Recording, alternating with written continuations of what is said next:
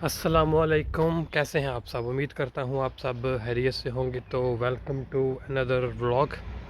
तो यारो आज धूप में जो है बहुत मज़े की धूप निकली हुई है।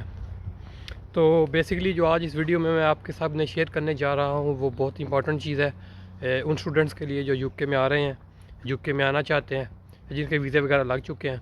तो मेरे भाइयों, मेरी बहनों, एक बात, जो दो चीज़ें मैं आपको ये इस वीडियो में बताने लगा हूँ, ये गौर से सुनिएगा। ये मैं कोई वीडियो व्यूज़ लेने के लिए या फिर वो क्या कहते हैं आप फेमस होने के लिए नहीं कर रहा। ये जनरली सी मैं आपका भाई जो है वो बन के आपको ये मैं सुजेशन दे रहा हूँ कि तो कुछ चीज़ें आप जो हैं वो अपने जहन में रख के आएँ, उनका पहले से प्लानिंग करके आएँ। ये बहुत ज़रूरी है आपके लिए।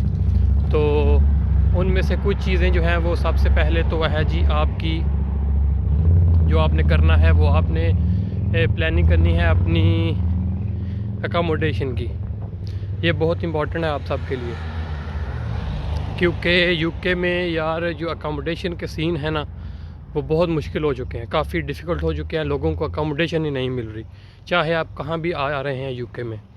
बहुत ही बुरे हालात हैं। मैं खुद अपने पर्सनली अपने लिए जो है वो अकोमोडेशन ढूंढ रहा हूँ, लेकिन मुझे कहीं भी कोई अकोमोडेशन नहीं मिल रही। अगर कहीं मुझे अकोमोडेशन मिल भी रही है तो वो बहुत महंगी मिल रही है, बहुत कॉस्टली जो है वो पड़ रही है मुझे। तो अकोमोडेशन का जो है वो बहुत ही हैवी सीन हुए हुए हैं यहाँ पे। अकोमोडेशन मिलती ही नहीं है, जहाँ मिलती है आपको बहुत महंगी मिलेगी।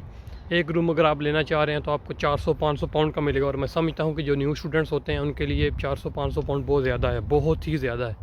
तो अकोमोडेशन जब आप यूके में आने लगे पाकिस्तान से पहले उसका बंदोबस्त करके आएँ। अगर आपके कोई रिलेटिव्स हैं तो उनके पास आप कुछ अरसे के लिए रह लें। जब आपको फिर कोई मुनासिब जॉब वगैरह मिल जाए तो फिर आप जो है वो मूव हो जाएं। तो जॉब के बाद, अकोमोडेशन के बाद जो मैं आपसे नेक्स्ट चीज़ जो है वो शेयर करना चाहता हूँ वो है जॉब का। अकोमोडेशन के बाद यहाँ पे जॉब्स भी काफ़ी मुश्किल हैं, स्पेशली स्टूडेंट्स के लिए। यहाँ क्योंकि स्टूडेंट्स को 20 आवर्स अलाउ होते हैं, तो 20 आवर्स पे यहाँ पे कोई उनको अच्छी जॉब नहीं मिलती, और 20 आवर्स में आपको कुछ अच्छा खासा पैसे भी नहीं मिलते।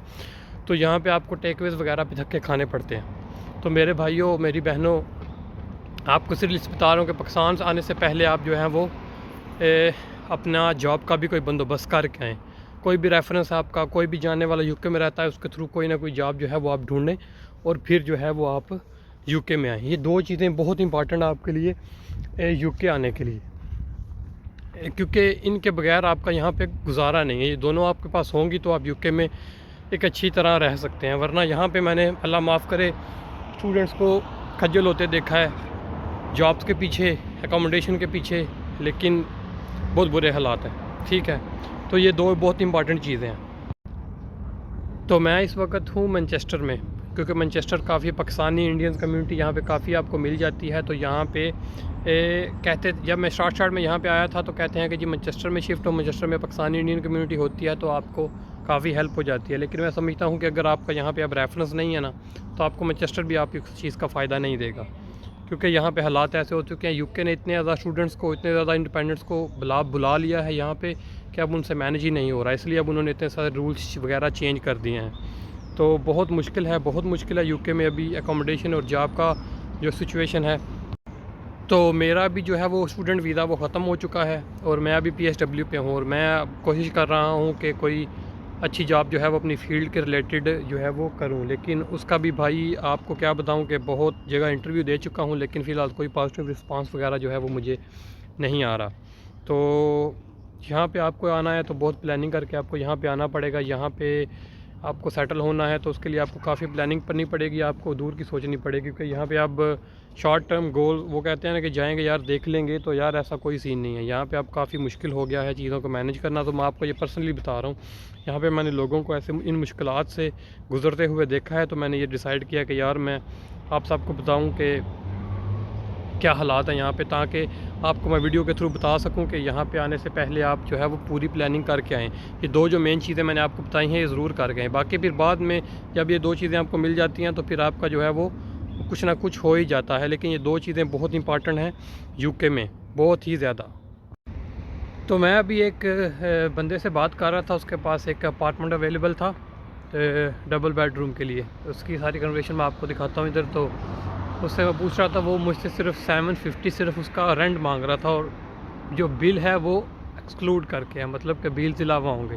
तो आप हिसाब लगा सकते हैं कि यहाँ पे जो अकोमोडेशन है वो कितनी एक्सपेंसिव हो चुकी है। और उसके साथ साथ जॉब्स की भी सिचुएशन मैं आपके साथ जो है वो शेयर करता हूँ, वो भी जो है वो काफ़ी वर्स हो चुकी है। यहाँ पे लोगों को जॉब्स के लिए जो है वो काफ़ी मेहनत करनी पड़ रही है, काफ़ी मिन्नतें करनी पड़ रही हैं। तो रिसेंटली अभी मेरा एक दोस्त जो है वो लिवरपूल आया है, स्टूडेंट एज ए स्टूडेंट वो आया है। तो लिवरपूल ना काफ़ी गौरव वाला इलाका है, वहाँ पे कोई आपको जो है वो जॉब वगैरह बहुत मुश्किल से मिलती है।